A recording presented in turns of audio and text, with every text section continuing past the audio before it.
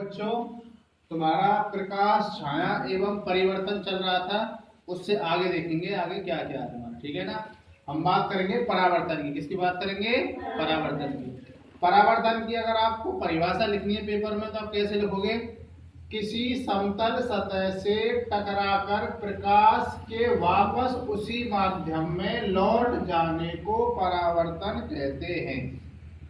यानी कि अगर कोई प्रकाश कण सूर्य से आती है और आपकी कोई परावर्तक पृष्ठ पर टकराती है तो वापस उसी माध्यम में चली जाती है, उसे हम क्या कहते हैं? परावर्तन कहते हैं। इसकी बात आपको कैसे ध्यान रखनी है? जैसे मैंने आपको ये चित्र लिया, ये सब कोई तुम्हारी या तो लकड़ी है या कोई इमारत है। क्या है? या तो कोई लकड़ी है या कोई इमारत की छत है। तो आपका सूर्य ऊपर रहता है तो सूर्य से क्या होगा? तुम्हारा प्रकाश चलेगा। प्रकाश में क्या चलती है? प्रकाश की किरणें चलती है। क्या चलती है? प्रकाश की किरणें। तो प्रकाश की किरणें तुम्हारी धीरे धीरे करके आएगी और कहाँ पे टकराएगी? तुम्हारी छत पे या परावर्तक पृष्ठ पे। बात समझ में आ रही है? तो यहाँ पे टकराएगी ना, तो जिस कोण से, यानी कि अगर हम बात करते हैं जिस कोण से तुम्हारी परावर्तक यानी कि आपतित किरण टकराती है, यानी कि ये तुम्हारी आपतित किरण हो गई। आपतित किरण जितने एंगल से टकराती है ना, सपोज करो यहाँ पे तुम्हारा 30 डिग्री है या तुम्हारा 60 डिग्री है, यानी जितने भी एंगल से यहाँ पर टकराती है ना, उतने ही एंगल से तुम्हारी क्या होती है? परावर्तित होती है। तो यहाँ पे आपकी 2-3 बात आपको यहाँ पर रिजल्ट के रूप में ध्यान रखनी है।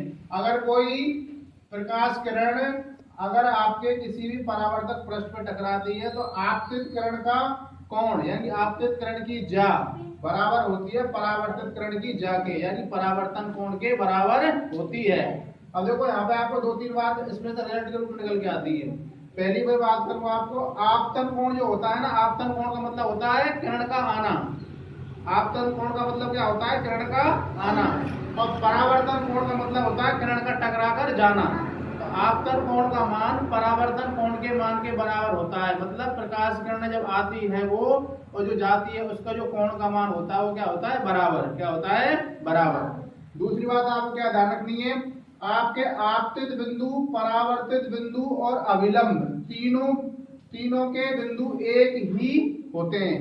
अगर हम बात करते हैं यानी कि एक ही तल में तीनों के बिंदु होते हैं, तुम्हारे आपतन, परावर्तन और अभिलंब।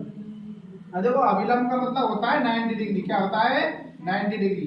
ये तुम्हारा अभिलंब होता है। अभिलंब का मतलब होता है 90 डिग्री। तो अभिलंब का बिंदु और तुम्हारा आपतित बिंदु और परावर्तित बिंदु एक ही बिंदु पर होते हैं। तो ये बात आपको ध्यान रखनी है। अर्थात आपका अगर आपतन कोण का मान 30 डिग्री है तो परावर्तन कोण का मान कितना होगा? 30 डिग्री होगा। ठीक है ना।